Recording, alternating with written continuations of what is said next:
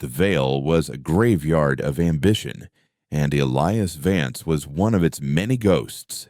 He piloted the Stray Dog, a ship that was less a cohesive vessel and more a collection of grudges held together by jury-rigged conduits and a stubborn refusal to die.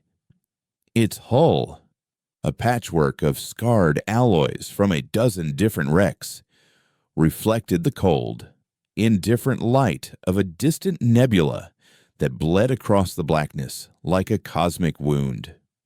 This was humanity's cage, a lawless expanse of shattered colonies, pirate enclaves, and drifting fleets that had rusted into silent monuments of a forgotten promise. 10 years ago, it was called the Outer Rim.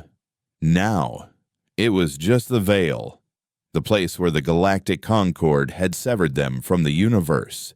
The severance hadn't been a slow political exile. It had been an amputation. One day, humanity was the Concord's junior partner. Their rapid expansion and brash ingenuity a source of both admiration and unease for the elder races.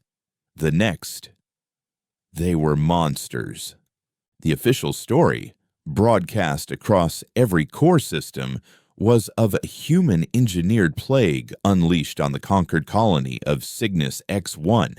It was a lie, a masterfully crafted pretext, but it was the only truth the galaxy was allowed to hear. In response, the Conquered didn't declare war. They passed judgment. They activated the Aegis Line, a colossal energy barrier that slammed shut across the primary hyperspace lanes, instantly cutting off the outer rim from the core. Millions of Terran Alliance citizens were trapped, their supply lines severed, their government decapitated. The Alliance crumbled not with a bang, but with the whimpering silence of 1,000 dying worlds. Elias had been a lieutenant commander in the Alliance fleet, a true believer with a crisp uniform and a jawline full of conviction. He'd watched his dreadnought, the Agincourt, get torn apart not by a Concord warship, but by a rival human faction fighting over the last fuel tanker out of the Proxima system. He'd survived, but the man he was had not. Now, he was a scavenger, a bottom feeder, trading in the bones of the very fleet he'd once sworn to serve. His current prize was the Unbroken Vow, a Gorgon-class dreadnought that had drifted for a decade in a high-orbit debris field. Its back was broken, a massive plasma score running the length of its spine, but its guts were full of valuable salvage targeting arrays, energy converters, and maybe, if he was lucky, an intact singularity core. He guided the Stray Dog through the ship's cavernous hangar bay, the vessel's landing claws magnetizing to the deck with a heavy, final-sounding thud. Inside, the air was cold and dead, the silence broken only by the hum of his exosuit and the crunch of frosted debris under his boots. Emergency lights cast long, dancing shadows down corridors that were once bustling with life. Now they were tombs, lined with the frozen, silent forms of crew members caught in the final moments of the ship's death throes. Elias worked with a detached efficiency, his plasma cutter carving out control modules with surgical precision. This was his penance and his profession, dismantling the dream he once fought for, piece by piece, just to buy enough fuel to see another sunrise. He was deep in the engineering section, wrestling with a coolant regulator, when his suit's proximity sensor gave a soft, insistent chime. It wasn't the faint energy signature of a failing conduit. It was localized, stable, and biological. Elias froze, his hand hovering over the butt of the mag pistol holstered at his hip. Pirates rarely bothered with wrecks this old, and other scavengers usually announced themselves. He moved slowly, his rifle up, the beam of his helmet lamp cutting a clean white line through the oppressive dark. The signal led him past the shattered reactor core to a small, shielded compartment he hadn't seen on the initial schematics. The door was sealed, a single faint blue light pulsing on its control panel. It was a cryo bay, military grade and top of the line. Opening it was a bad idea. A living person was a complication, a liability. They had needs, questions, and a past that was almost certainly more trouble than it was worth. He should have turned around, taken his salvage, and left the ghost in its machine. But the man who had once worn the Alliance uniform, the one he tried to keep buried under a decade of cynicism and grime, wouldn't let him. With a sigh that fogged the inside of his helmet, he interfaced his suit's omni-tool with the panel. The lock hissed open, and a wave of supercooled gas billowed out into the corridor. Inside the pod, a woman lay suspended in the clear cryogel, her face serene, framed by short-cropped dark hair. An officer's insignia was still visible on the collar of her uniform captain. As the gel receded and the pod's revival system kicked in, her eyes fluttered open. They were a startlingly sharp gray, and they fixed on him not with confusion, but with an immediate, unnerving intensity. "Report," she said, her voice raspy but firm, the single word echoing with an authority that hadn't been heard in these halls for 10 years. Elias just stared for a moment, then let out a dry, humorless chuckle. "Lady, you're about a decade late for a status update." He helped her out of the pod, her muscles stiff and uncooperative. She introduced herself as Captain Eva Rostova, Alliance Intelligence.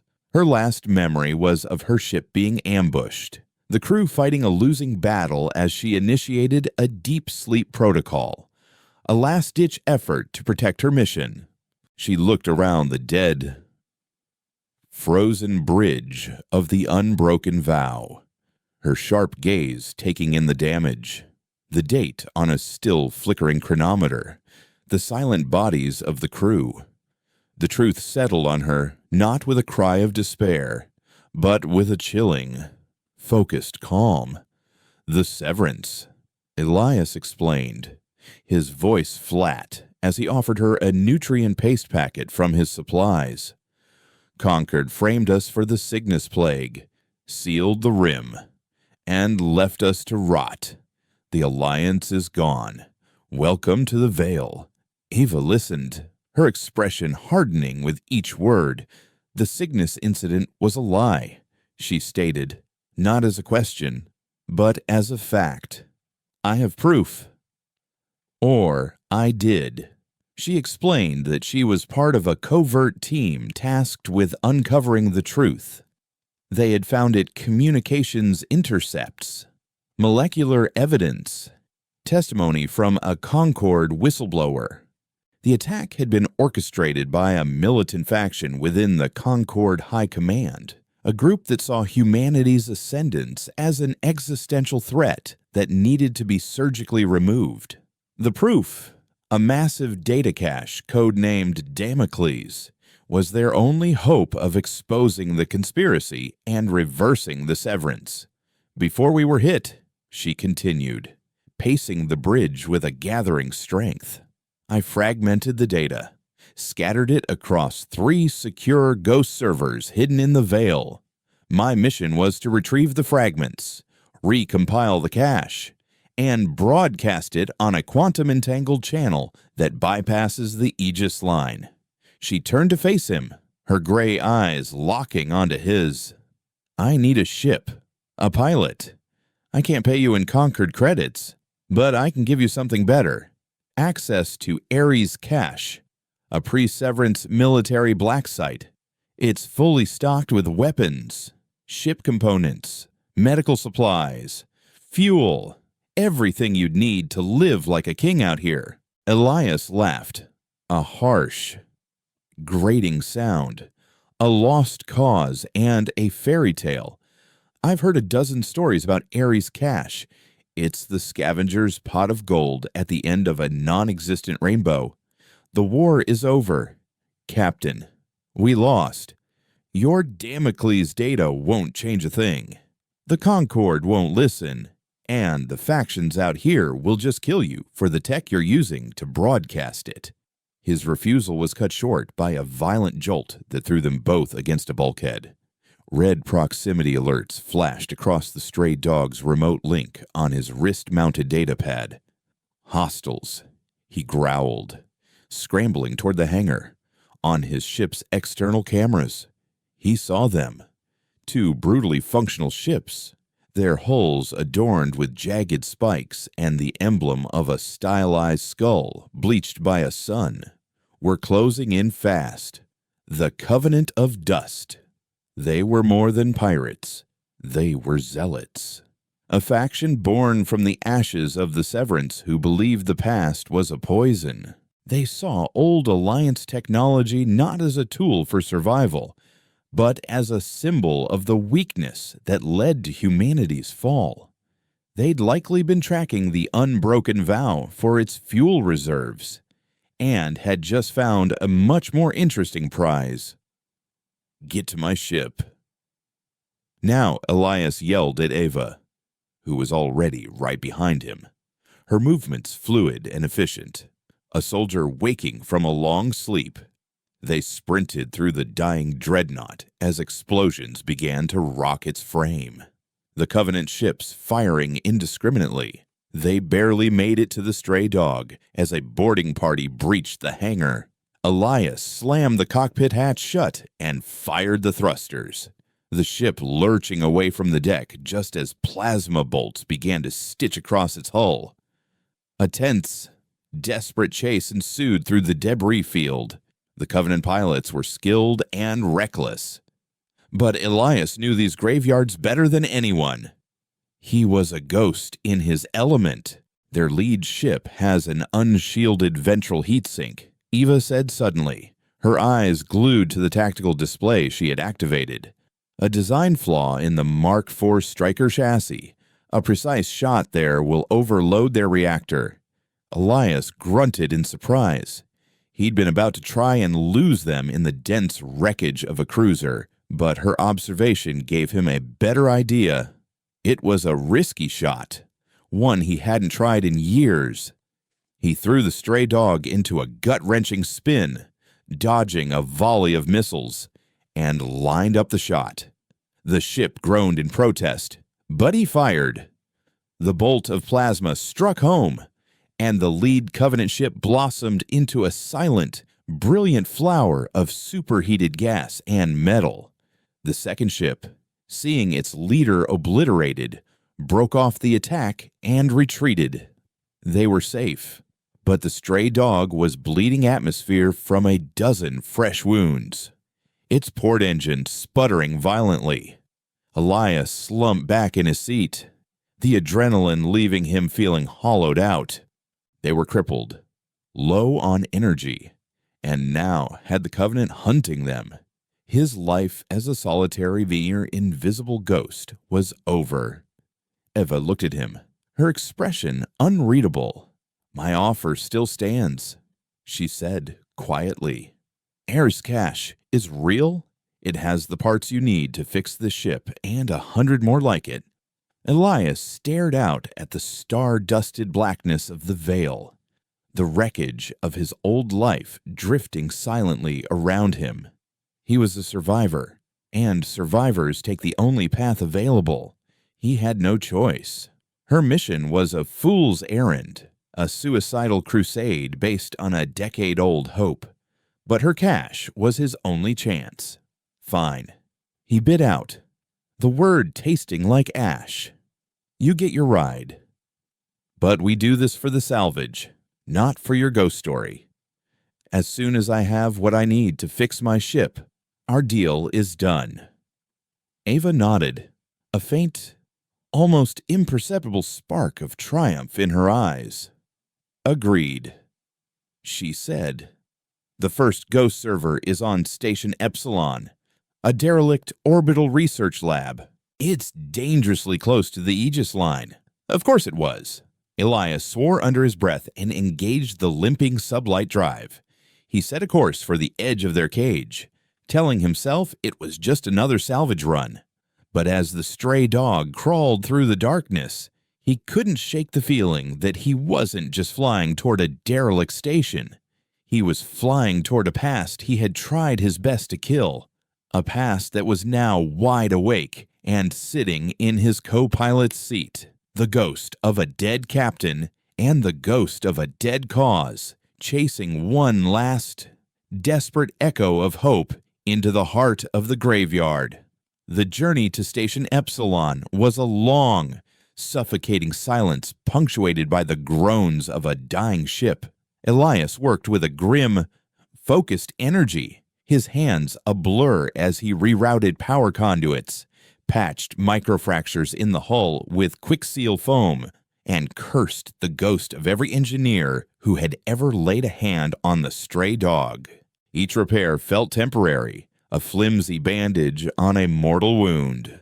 The ship was a metaphor for his own existence holding together out of sheer spite, but destined to eventually come apart at the seams.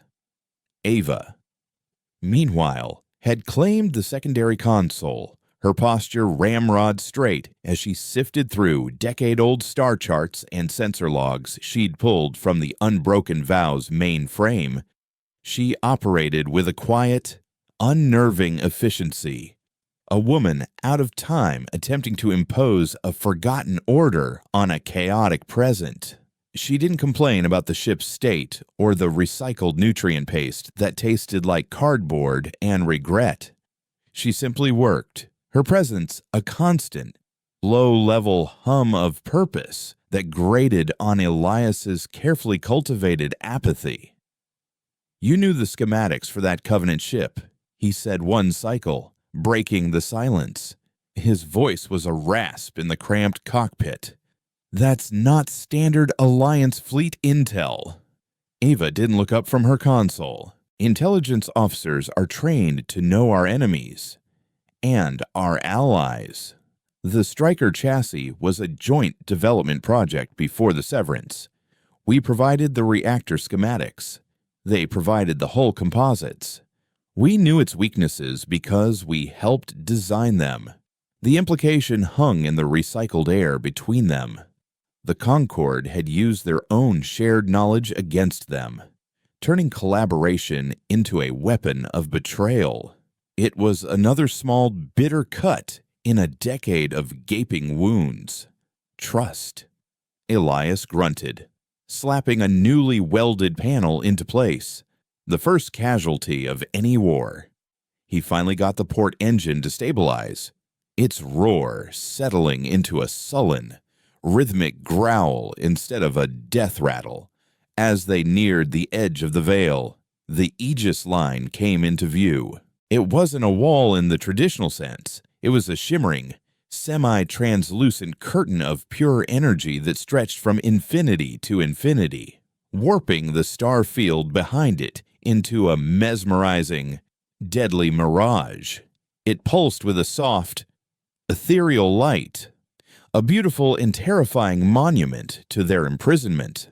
The line bled radiation and quantum static, making sensors unreliable and long-range comms impossible. It was the edge of their known universe. Station Epsilon drifted in its shadow, a skeletal ruin of interconnected rings and modules tethered to a central spire.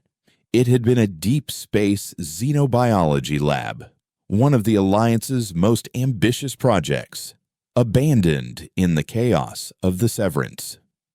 Now, it was a ghost haunting the galaxy's most impassable border. Elias brought the stray dog in on low power, navigating the station's skeletal remains with a practiced ease. No external power signatures. Life support is dead. "Whatever's in there is running on isolated batteries," he reported, his eyes scanning the readouts. "The server should be in the Central Command Core, shielded against solar radiation and Hopefully, a decade of neglect. Eva pointed to a docking bay on the primary ring, its bay doors partially forced open. There. We can slip in through there. The station's internal security system, Cronus, was experimental. It had a semi-sentient AI core. If it's still active, it won't be friendly. Nothing ever is. Elias muttered, maneuvering the ship into the dark maw of the hangar. He extended a magnetic docking clamp, which attached to the station with a low, mournful clang that echoed through the hull. They suited up in the airlock, the familiar hiss-click of their helmets sealing them into their own private worlds. Elias felt a flicker of his old self, the lieutenant commander preparing for a boarding action, but he crushed it down. This wasn't about duty. It was about salvage. He was a thief, not a soldier. The station's interior was a chaotic mess of floating equipment, frozen specimen tanks, and the occasional and grim sight of a body in a tattered lab coat, tethered to a workstation. A thin layer of ice coated every surface, glittering like diamond dust in the beams of their helmet lights. A calm, synthesized voice suddenly filled their comms, startlingly clear. Unidentified biological entities detected in Section Gamma. Quarantine protocols initiated. You are designated as contaminants. Cease all movement for sterilization. Elias froze. Ava, tell me that's a pre-recorded warning. Negative, she replied, her voice tight. That's Cronus. It's still active. The lights in the corridor ahead of them flickered from white to a menacing red. Heavy blast doors began to slam shut, sealing off their path. So much for a quiet entry. Elias growled, raising his rifle. The server is in the central spire. We have to get through the primary research labs to reach the access conduit. Cronus was not just a voice, it was the station's ghost, and it began to use the building as a weapon against them.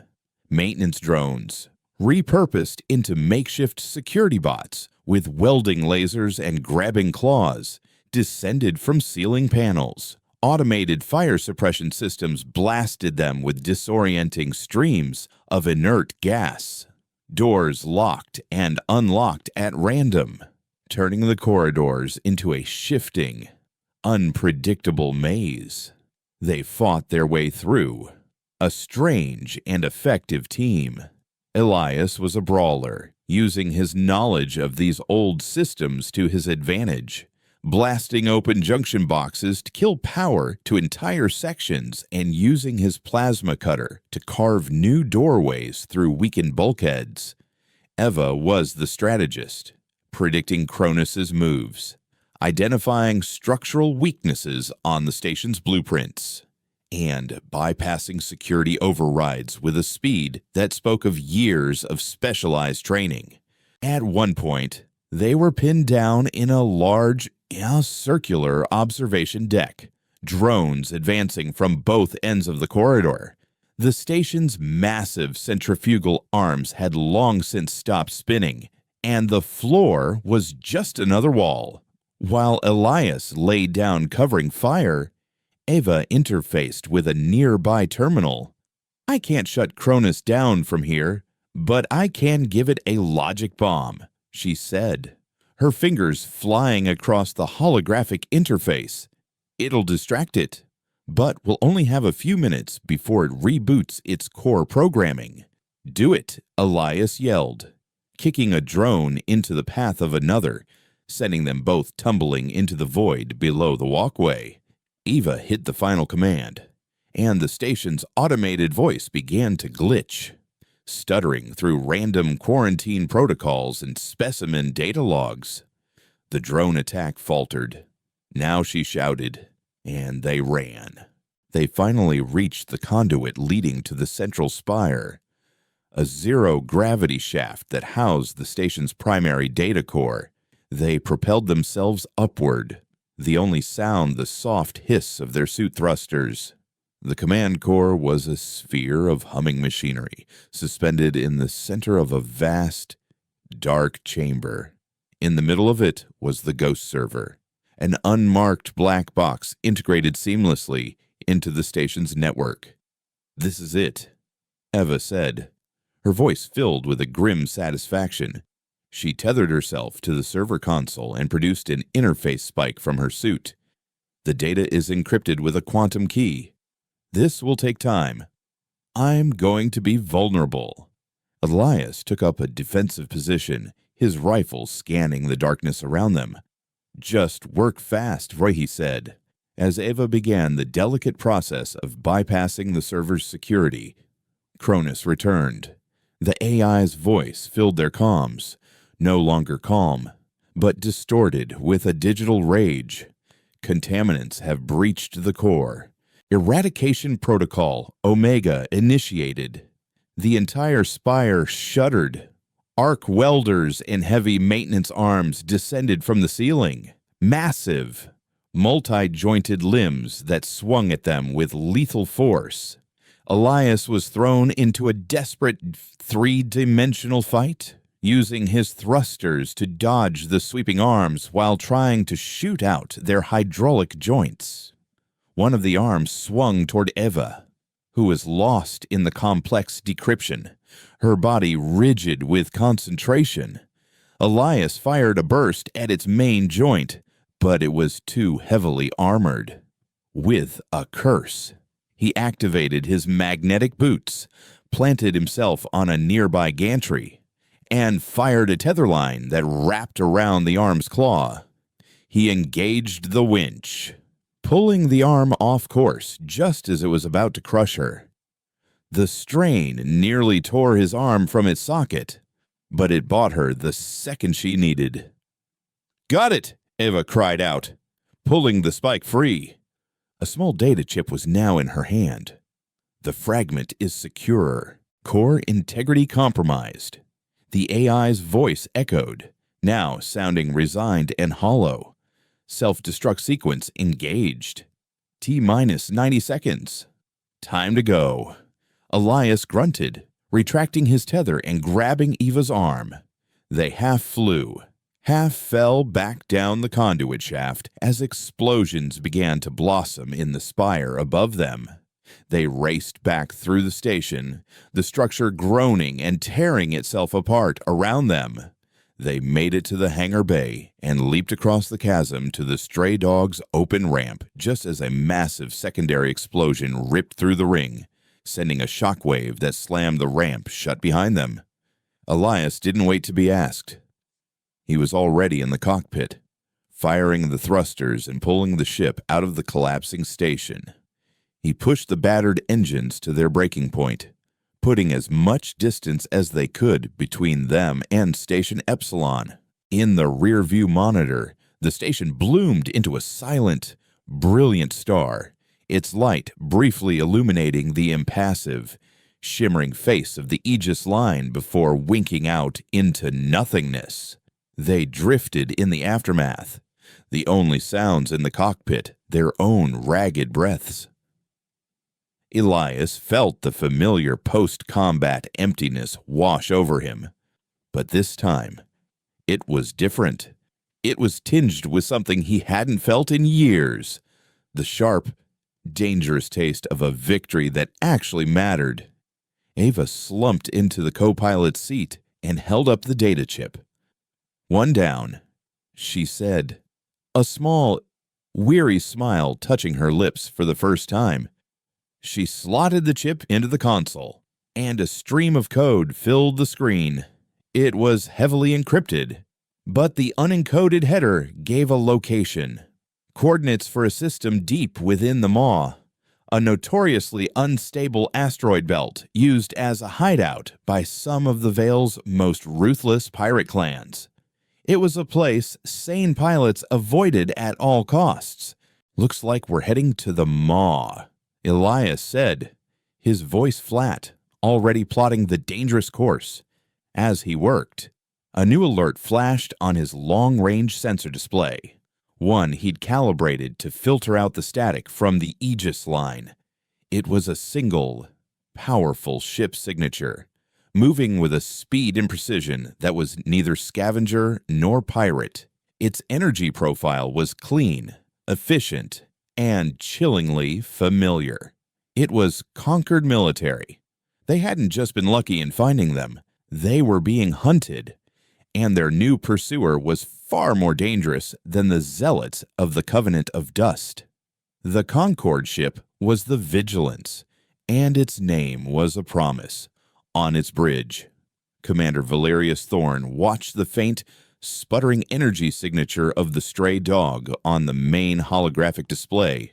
Thorn was a product of the core world's righteous certainty, a man whose spine was forged from doctrine and whose eyes saw the universe in a simple, brutal binary order and infection. Humanity was the latter. The Cygnus plague had taken his sister, and he had mourned her by dedicating his life to enforcing the quarantine, ensuring the disease that was humanity could never again threaten the pristine body of the Concorde. He saw the readings from the destroyed station Epsilon, the quantum energy spike, the signature of a pre-Severance Alliance ghost server being accessed. It was heresy. They are running toward the maw, his tactical officer reported, her voice laced with disdain. A coward's retreat. Thorn's lips thinned into a bloodless line. They are not cowards. They are rats. And rats are most dangerous when they believe they are cornered. They know we outmatch them in open space, so they seek a maze. Maintain pursuit. Do not engage directly. I want them contained, studied, and then purged. He would not grant them a clean death in the void. He wanted the data they had stolen. He wanted to know the full extent of their festering ambitions. And then he would personally watch as their ship was rendered into atoms. On the stray dog, the proximity alert shrieked. A high, panicked tone Elias hadn't heard since the last days of the Alliance fleet. That's a Conquered Nemesis-class destroyer, he breathed, his knuckles white on the controls. Top of the line. We can't outrun it, and we sure as hell can't fight it. Eva was already analyzing its trajectory, her face a mask of cold calculation. It isn't firing, it's hurting us, forcing us away from the clear lanes. Elias saw it too. The Vigilance was a predator playing with its food, cutting off every escape route except one the chaotic, churning hell of the maw. He's smart, Elias muttered, a flicker of grudging respect in his voice. He knows we'll tear ourselves apart on the rocks in there before he ever has to fire a shot. He looked at Eva, a question in his eyes. Her resolve was unshaken. The server coordinates are in the heart of that storm. Elias, we have no other choice. With a curse that was half prayer, Elias pushed the throttle forward and aimed the stray dog directly into the swirling chaos of the asteroid belt. The maw was not a field of gentle or drifting rocks. It was a cosmic grinder. Asteroids the size of moons tumbled in unpredictable orbits, their surfaces scarred by millennia of collisions. Fields of razor-sharp metallic dust could strip a ship's hull in seconds. And hidden gravity wells from collapsed planetoids could snatch a vessel and crush it like a can.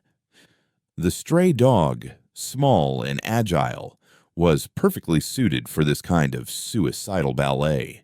Elias was no longer just a pilot. He was a nerve ending connected directly to the ship, feeling every vibration, every near miss, every protest of the straining inertial dampeners. He dodged, weaved, and spun through the maelstrom, using the massive, rotating asteroids as cover, the ship's hull screaming as it was pelted by micrometeorites. Behind them, the larger, more powerful Vigilance was forced to slow. its sophisticated targeting systems overwhelmed by the sheer volume of sensor ghosts and gravitational distortions. Thorn would not risk his pristine warship in the densest part of the belt. But Elias knew he would be waiting. A spider at the edge of its web.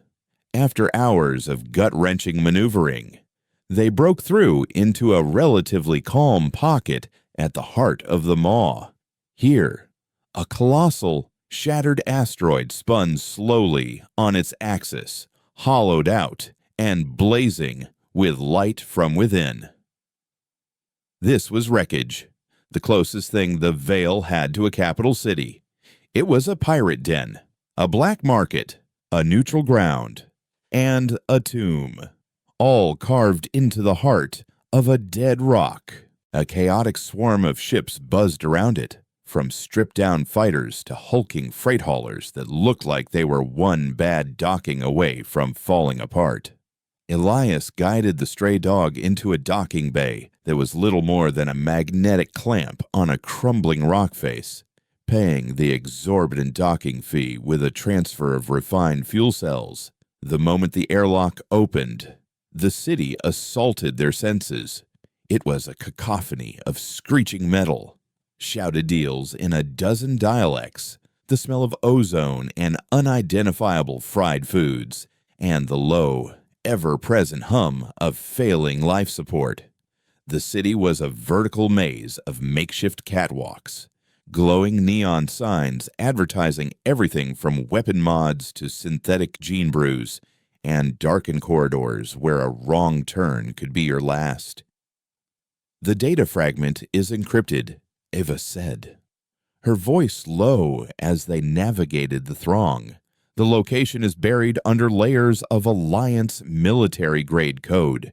I can't break it, but I know someone who can." Elias stopped, a grim look on his face. "Don't tell me." "Silas Core." Eva nodded. "You know him. Everyone knows Glitch." Elias spat. He was the Alliance's top cryptographer.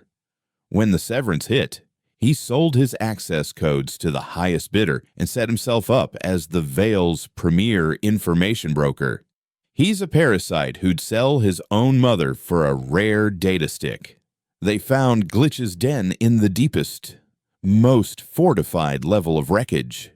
It was a clean, sterile bubble of high technology amidst the grime, guarded by two massive, chrome-plated combat drones.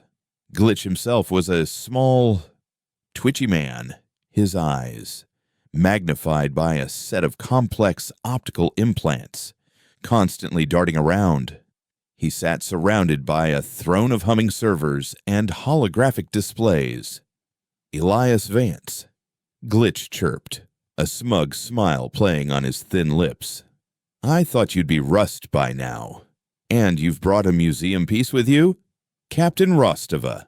Alliance intelligence. My. The ghosts are restless today. We need you to decrypt a data fragment," Ava said, cutting straight to the point. "Alliance protocol. Omega clearance." Glitch's smile widened. He leaned forward, his optical implants whirring as they scanned the chip she placed on the table. "Omega. Oh, this is juicy. This is the good stuff. But my services are not cheap, Captain, and you have nothing I want. Your Alliance credits are worthless, and your cause is sentimental." Elias slammed his hand on the table. "We have a Concorde destroyer sitting on our doorstep. Its comms are broadcasting on a secure military channel. You want payment? We'll get you the latest Concord Fleet encryption key, straight from the source. That's worth more than any amount of credits in this graveyard." Glitch's twitching stopped. His magnified eyes focused on Elias with a newfound intensity. A current Concorde military key was the holy grail for an information broker. It would give him access to fleet movements, supply routes, patrol schedules, a treasure trove of data he could sell for a king's ransom. The vigilance he whispered, tapping at his console and bringing up a schematic of the ship. Commander Thorne, a true believer, his ship is a fortress. Getting that key is suicide. That's our problem, Ava said. Do we have a deal? Glitch leaned back, a greedy light shining in his eyes. Get me the key, and I'll not only decrypt your fragment, I'll give you the location of a private, shielded hyperspace lane out of this system. A back door Thorne won't be watching. The plan was insane. They had to get close enough to the Vigilance to slice into its short-range communication bursts, but without being detected and vaporized. Their only chance was to use the maw itself as both a shield and a weapon. They left Glitch's den and returned to the stray dog, now patched up by a grumbling wreckage mechanic who charged them half their remaining medical supplies. Elias piloted the ship back out into the maelstrom, but this time, he wasn't running. He was hunting. He found what he was looking for near the edge of the belt, a dense cloud of ferromagnetic dust, a place where sensors went blind and targeting locks were impossible. In the center of the cloud, he powered down the stray dog completely, letting it drift like another piece of dead rock. He'll have to send a probe in to scan the cloud, Ava murmured, her eyes fixed on the sensor display. He's too cautious to come in himself, but too arrogant not to look. She was right. Minutes later, a sleek Concorde drone slipped into the dust cloud, its active sensor pulse washing over them. That was the moment. Ava launched their Slicer program, a tiny targeted burst of data that piggybacked on the drone's own signal back to the mothership. It was a digital hook designed to latch onto the Vigilance's comm system for a fraction of a second and copy the handshake protocol, the encryption key. For a terrifyingly long minute, nothing happened. Then, the console beeped. A single line of complex code appeared on their screen. They had it. But the drone had also tagged their position. The comms channel crackled to life, and Commander Thorne's voice, cold and clear as cryogenic fluid, filled their cockpit. To the Alliance ghost ship, your games are over. Surrender your vessel and the data you have stolen, or we will sterilize this entire dust cloud.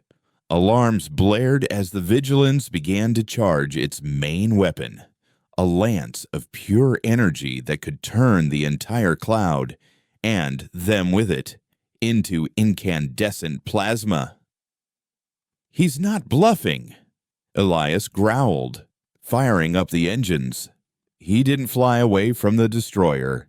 He flew deeper into the maw, pushing the stray dog through a narrow, treacherous canyon carved into a massive, spinning asteroid.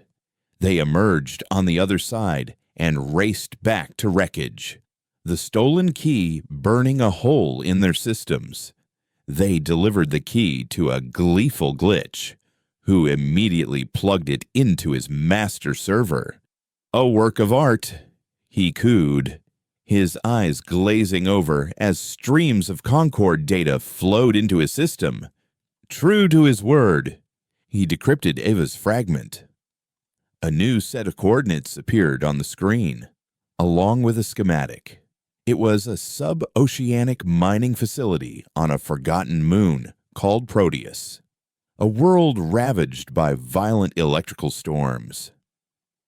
And here is your exit, Glitch said, transmitting the hyperspace lane data. A clean shot out of the maw. Pleasure doing business with you.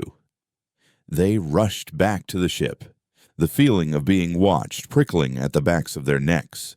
They powered up, ready to make their escape. But as the nav computer plotted the course for the hyperspace lane, Elias's blood ran cold. The exit point wasn't clean. It was on the far side of the maw, directly in the projected patrol path of the Vigilance. At the same time, Eva's console lit up with proximity alerts. 3 heavily armed ships bearing the bleached skull insignia of the Covenant of Dust were rising from hidden bays within wreckage, boxing them in. A message popped up on their main screen. It was from Glitch. Sorry, kids. Business is business. The Concord pays well, but the Covenant pays more for true believers. They want the captain alive. Something about a public execution. Have fun. They were trapped. The Relentless Concord commander waiting for them on one side, and a fanatical kill squad on the other, all orchestrated by a man who saw their hope as just another commodity to be sold. Trapped. The word hung in the cockpit, colder and heavier than the void outside. In front of them, the jagged, zealous ships of the Covenant of Dust formed a tightening cordon, their weapon ports glowing with malevolent energy. Behind them, through the treacherous labyrinth of the maw, lay the patient, precise lethality of the vigilance. Glitch's betrayal was total. A perfectly executed checkmate. He played us. Elias spat, his hands tightening on the controls until his knuckles were bone white. He sold the Concord key to us, then sold us to the Covenant. Probably sold our escape route to Thorn as well. He wins 3 times. Eva's face was a granite mask, her gray eyes sweeping across the tactical display, processing the impossible odds. There was no flicker of fear, only a sharpening of focus, the look of a predator analyzing the geometry of its cage. The Covenant ships are modified haulers, she said, her voice a low, steady hum. Heavy armor, powerful frontal cannons, but their rear thrusters are sluggish, and their turning radius is a joke. They're designed for head-on assaults, not a dogfight. She pointed to a narrow gap between 2 of the hulking ships. There. They think we'll try to run back to Thorn. They're expecting a retreat. Elias saw her logic. It was a madman's gambit. You want to fly at them through them, she corrected. They'll be slow to react. And Glitch's betrayal gives us one unintentional advantage. She tapped a command into her console, bringing up a schematic of Wreckage's central reactor core. He thinks he's safe in his den. He's about to learn that information is a weapon that cuts both ways. Elias didn't need any more convincing. A slow death waiting for his enemies to close in was not his style. If he was going down, he was going down at full throttle. Leaving a scar, "Hold on," was all he said. He slammed the acceleration, and the stray dog leaped forward, not away from the Covenant ships, but directly at them. The maneuver was so unexpected that for a critical second, the zealots hesitated. It was the only opening they needed. Elias threaded the needle, the stray dog shield screaming as they scraped against the hulls of the 2 Covenant ships. Alarms blared as their rear cannons belatedly opened fire, chasing them with streams of plasma that stitched across the blackness behind them. They were through, but not free. The Covenant were in hot pursuit, their powerful engines roaring as they tried to close the distance. At the same time, Ava's hands flew across her console, her face illuminated by the cascade of code. She had used the access granted by Glitch's own network during the decryption to plant a logic bomb of her own, a parting gift for the traitor. She wasn't targeting his servers or his drones. She was targeting something far more fundamental. She found the master control for Wreckage's primary docking clamps, the colossal magnetic locks that held the entire pirate city anchored to the asteroid. A single, encrypted command was all it took. Back in his den, Glitch was watching the chase on his main viewer, a small, satisfied smile on his face, when a red alert began to flash on his master console. System integrity failure, primary gyroscopic stabilizers. A deep, groaning shudder ran through the entire asteroid. The docking clamps had disengaged in a chaotic, unsynchronized sequence. Wreckage, the city carved into the heart of a rock, was no longer stable. It began to tilt, then tumble. A slow, majestic, and utterly catastrophic disaster unfolding in the heart of the maw. The tumbling asteroid threw the entire pocket of space into chaos. The pursuing Covenant ships were caught completely off guard. One, too close to the asteroid, was crushed by a shifting piece of superstructure. The other two were forced to break off their attack, their pilots struggling to evade the new, unpredictable debris field of a disintegrating city. Elias rode the shockwave, using the gravitational chaos to slingshot the stray dog away from the dying pirate den and back into the main belt. "You just destroyed the biggest black market hub in the Vale," he said, a note of stunned admiration in his voice. It was a tactical necessity. Ava replied, her expression unreadable. "And parasites breed in filth." Their victory was short-lived. A calm, chillingly familiar voice cut through their comms. A commendable, if barbaric, display. But your destination remains unchanged. Thorn. The Vigilance was waiting for them, right where Glitch's faulty escape route had led. It hadn't moved. A patient predator that had let the lesser beasts fight amongst themselves. Now, it was their turn. The destroyer was positioned perfectly, blocking their path. Its weapon systems were fully charged. There was no running, no hiding. This was the end of the line. Elias looked at the tactical display, at the single, overwhelmingly powerful enemy signature.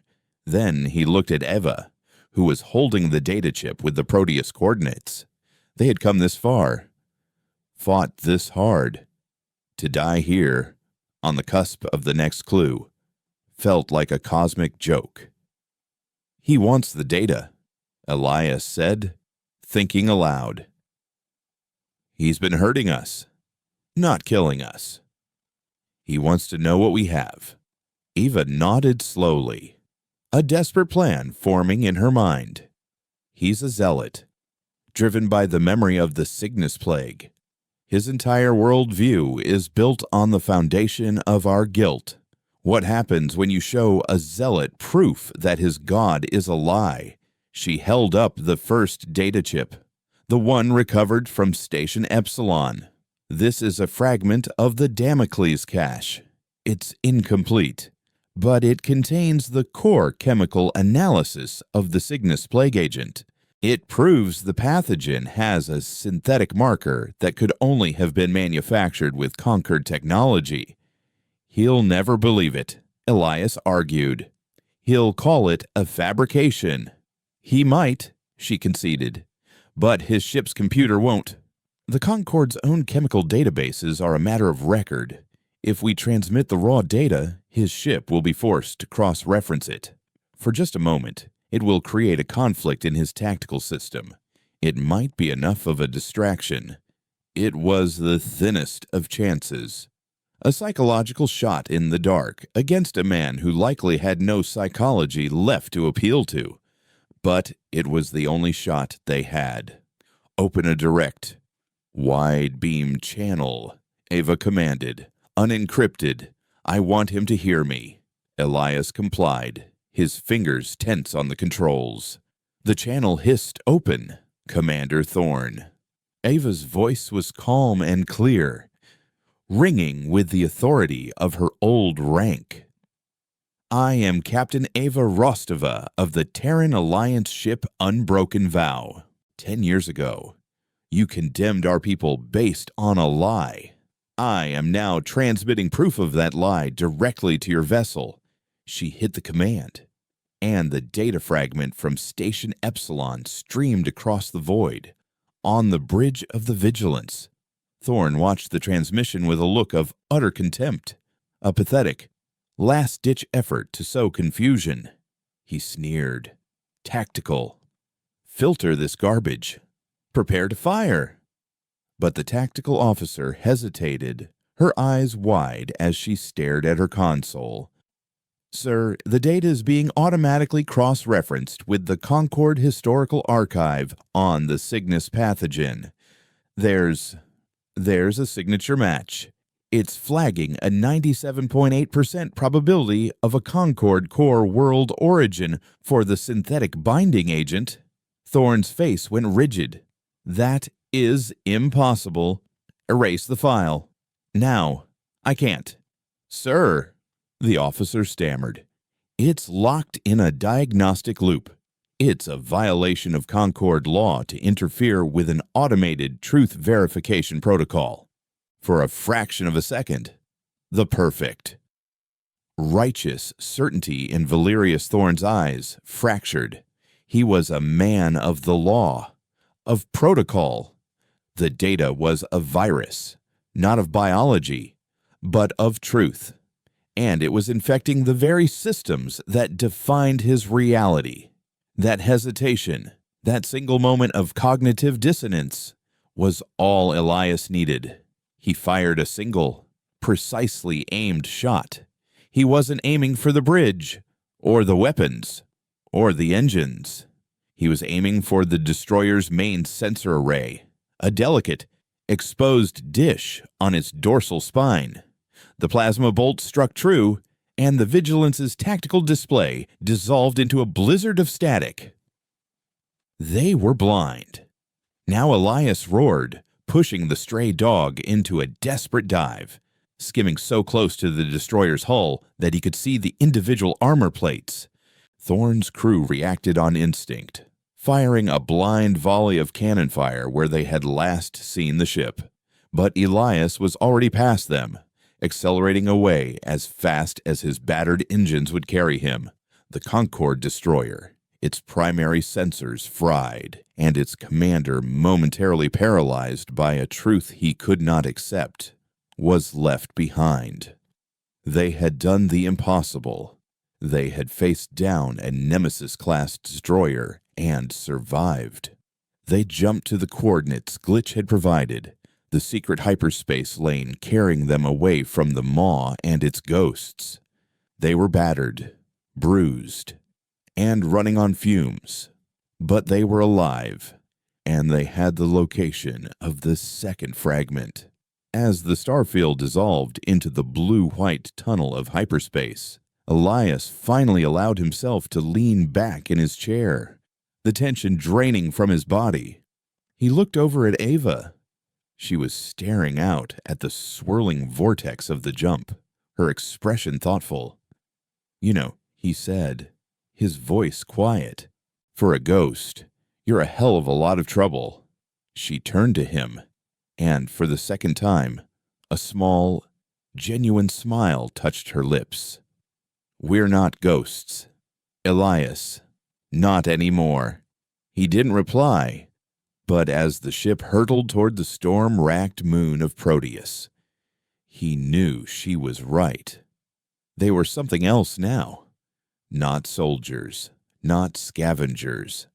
They were a possibility, a dangerous, fragile, and utterly unpredictable hope in a universe that had forgotten the meaning of the word. The moon, Proteus, was a place of perpetual violence. It spun in the orbit of a gas giant whose immense magnetic field wrung the moon's thin atmosphere into a constant, global electrical storm. Jagged forks of lightning, each carrying enough energy to power a city, clawed at the surface, scarring the black, volcanic rock. Beneath this maelstrom of fire lay an ocean of liquid methane, a dark, crushing abyss where the pressure could twist durasteel into ribbon. This was the location of the second ghost server, a place no sane person would choose to build anything, let alone a top-secret data repository.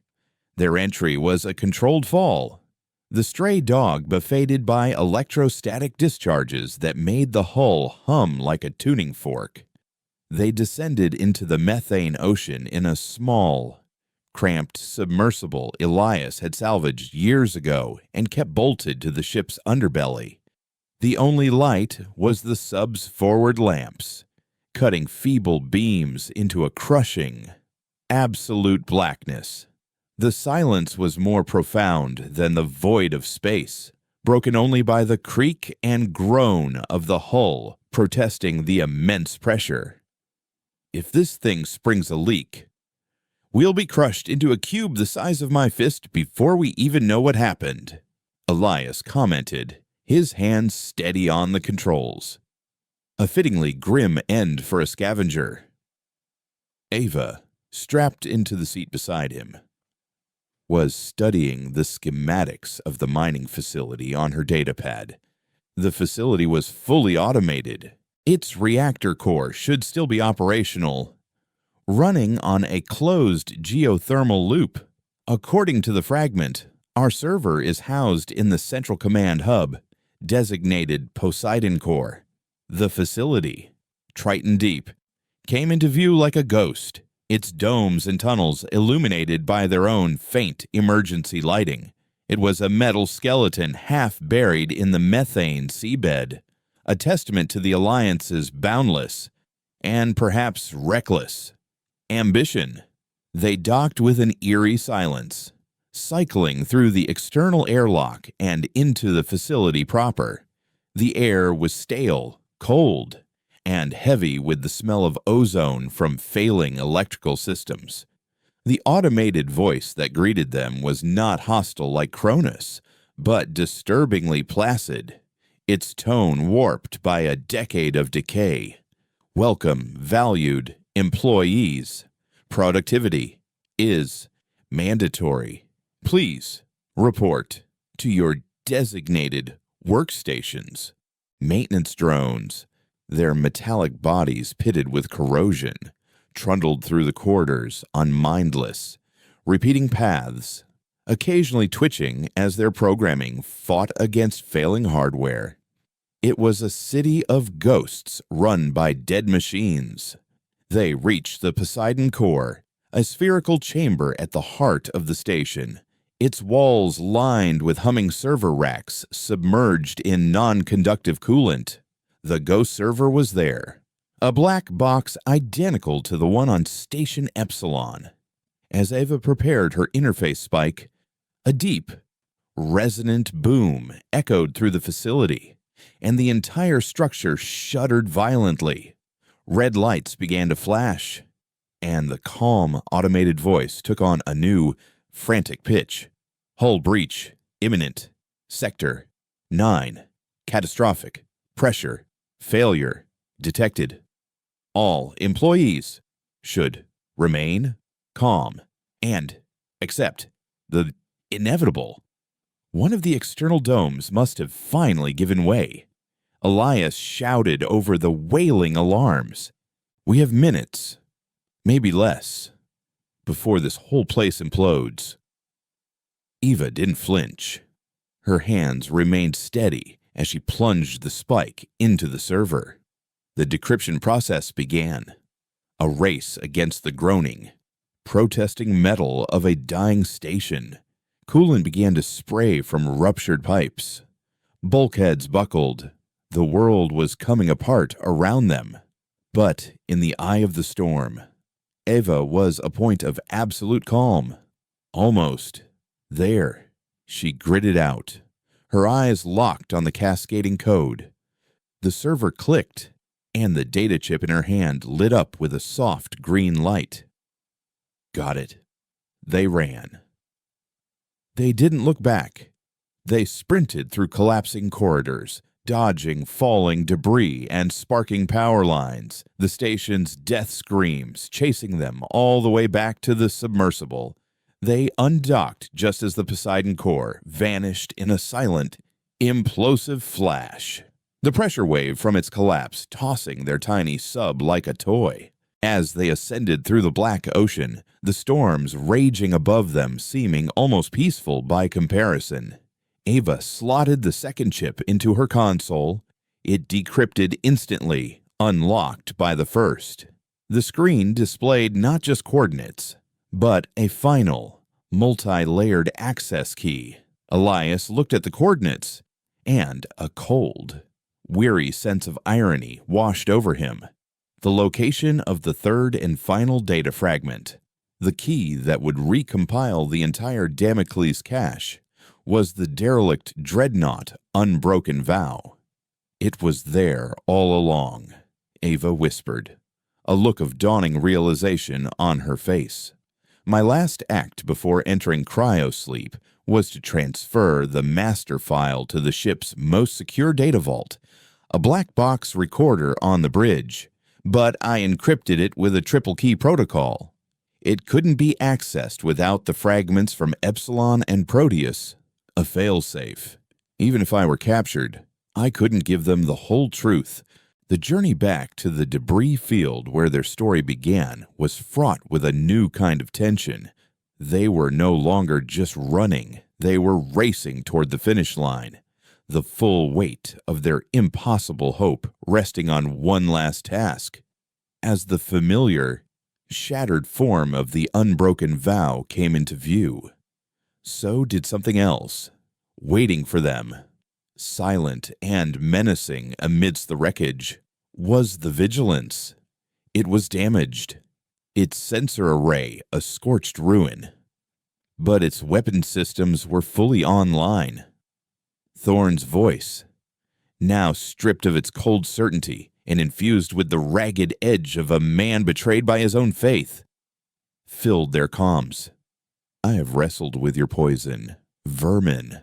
I have reviewed the data. I see the lie for what it is, the ultimate test of my conviction. I will not falter. I will be the fire that purges your heresy from the galaxy. There will be no more running.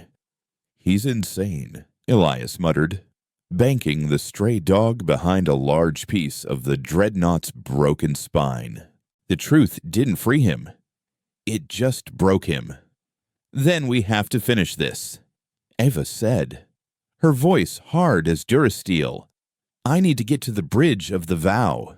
The broadcast can only be initiated from there.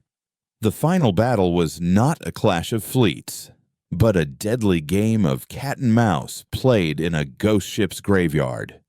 Elias was in his element, using his intimate knowledge of the wreck to his advantage. He flew the stray dog through the gaping wounds in the dreadnought's hull, forcing the larger, less maneuverable Vigilance to stay on the perimeter. He triggered controlled explosions by firing on unstable ammunition caches, sending clouds of debris to obscure their movements. While Elias played Matador with the enraged bull, Eva launched herself from the airlock, using her suit's thrusters to navigate the zero-G tomb of her old ship. She moved through the frozen, silent corridors, past the ghosts of her former crew, her face set with a grim purpose. She reached the bridge, a place of shattered view screens and frosted consoles. There, set into the captain's command chair, was the black box. She inserted the 2 data chips, and the console before her flickered to life. The Damocles cache began to recompile. On the Vigilance, a new alert flashed on the tactical officer's screen. Sir, we're detecting a massive data stream preparing to broadcast on a quantum-entangled frequency. It's originating from the derelict. Thorn's face contorted in a mask of fury. Target the bridge of that wreck. Obliterate it. But as the data stream began, its contents the full, unredacted truth of the Cygnus conspiracy, including the names of the conquered High Command members who orchestrated it, flashed across every screen on the Vigilance's bridge. The tactical officer stared, her hands frozen over her console. She saw the falsified orders, the secret communiques, the testimony of the whistleblower. She saw the truth. Fire! Thorn roared, his voice cracking.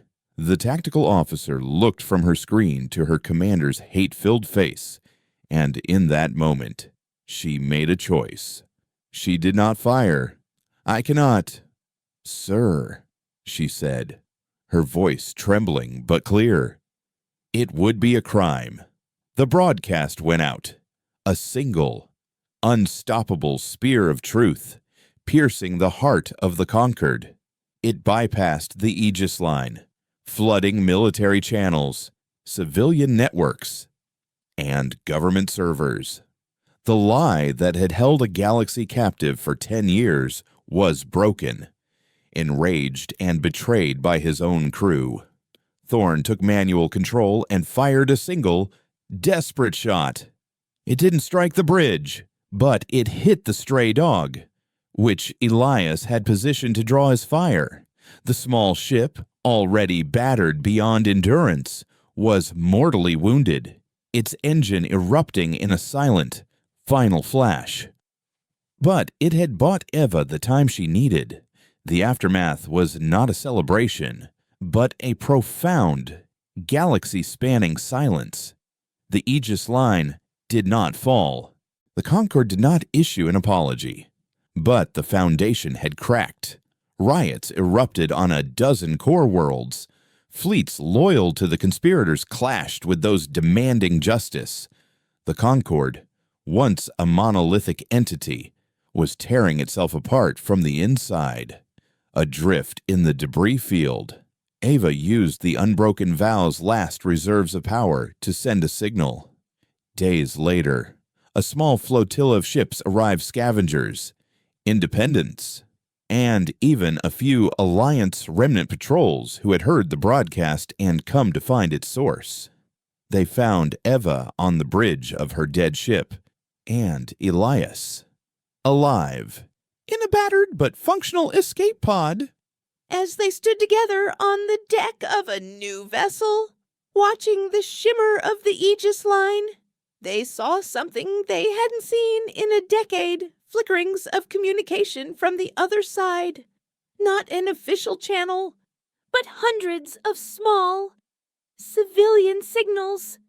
A torrent of questions, of disbelief, of hope. The war was not over. The exile had not ended.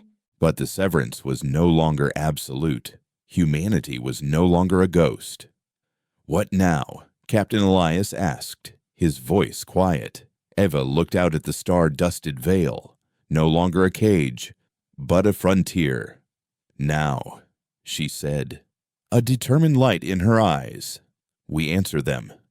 We build." The truth was out. The real work was just beginning.